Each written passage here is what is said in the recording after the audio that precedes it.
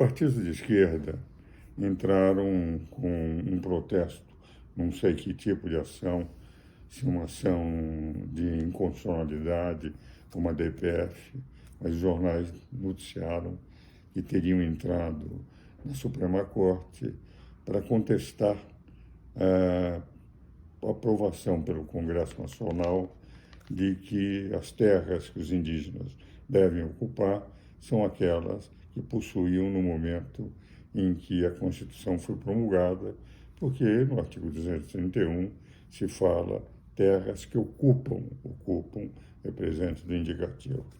Mas eu quero dar aos senhores alguns dados que me impressionam. O Brasil tem 8.511.965 quilômetros quadrados. Desses 8.511.000 quilômetros, 1.178.962 já foram dedicados aos índios. Ou vale dizer, desses 8.511.000, onde vivem 207 milhões de brasileiros, 1 milhão de indígenas tem direito a 1.178.962 quilômetros, o quase é 1 milhão de brasileiros e índios e de estrangeiros que são da mesma etnia, no máximo 1 milhão de pessoas, tem direito a 1.178.962 quilômetros já aprovados pelo Congresso Nacional e pelo Supremo Tribunal Federal. Agora pretende alargar. Isso representa 13,8% do território nacional, o que vale dizer que 87% do território é entregue a 206 milhões de brasileiros e a 1 milhão de brasileiros estrangeiros, desde que etnia indígena, eles estarão com 1 milhão ou 13,8% do território nacional. Para que os senhores percebam a diferença, eles têm no Brasil 1.178.000 quilômetros quadrados. A França tem 643 mil quilômetros quadrados, 805, e tem uma população de 67 milhões de habitantes. A Alemanha tem um território de 505.030 quilômetros quadrados e uma população de 83 milhões de habitantes. A Itália tem 302 mil quilômetros quadrados e uma população de 59 milhões. O Japão tem 125 quilômetros quadrados e uma população, ou melhor, o Japão 373 e uma população de 125 milhões de habitantes. A Espanha tem 506 quilômetros quadrados e uma população de 47 milhões. O Reino Unido tem 243 mil quilômetros quadrados e uma população de 62 milhões de habitantes. O que vale dizer, todas essas nações têm menos de metade do território que 1 milhão de pessoas de etnia indígena tem no Brasil.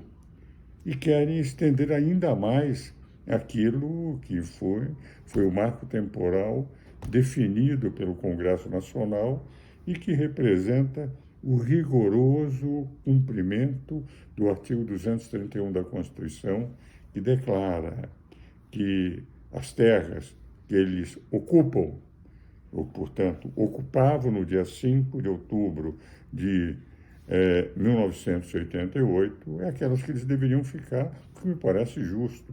Já estavam lá, teriam que ficar. Mas não estender, como se pretende estender, como os partidos de esquerda pretenderam estender, como já fizeram uma extensão muito além da Constituição, a entregar 13,8% do território nacional, 1.178.962 quilômetros quadrados para 1 milhão de indígenas, e é melhor falar em índios, porque a expressão, embora constante, dos dicionários, parece que não é das expressões que mais agradam àqueles que são da esquerda, que pretendem ainda alargar esses 13,8% do território nacional para aqueles que reivindicam áreas maiores enquanto que nós vemos nas grandes cidades pessoas morando em favelas, os moradores de ruas que o governo ainda não solucionou os problemas nas grandes metrópoles, algo que representa efetivamente o grande problema das grandes cidades no Brasil. Estamos discutindo se esse 1 milhão de índios no Brasil deverão ter mais do que 13,8%. Mais do que nações, se nós unirmos algumas delas, por exemplo, França e Alemanha juntos, têm menos território do que já os índios têm. Se unirmos, por exemplo, Itália, Japão e Reino Unido, têm menos do que esses territórios já cedidos a 1 milhão. Eu acho que tem que se dar todo o tratamento aos índios brasileiros e, a meu ver, aquelas terras que possuíam naquela época teriam que ficar com eles, mas não estender, como se pretende estender, indefinidamente, quase considerando que passariam a ser uma elite em relação a todos os outros brasileiros, que teriam que ficar com um território dentro do Brasil ainda menor por decisão, não mais do Poder Legislativo, que fez com o Poder Constituinte a Constituição, mas como pretende os partidos de esquerda, que o Supremo conteste a decisão legislativa sobre a matéria, passando o Supremo a ser um novo legislador sobre a matéria na intenção desses partidos. Espero que os ministros do Supremo Tribunal Federal, grandes conhecedores da Constituição,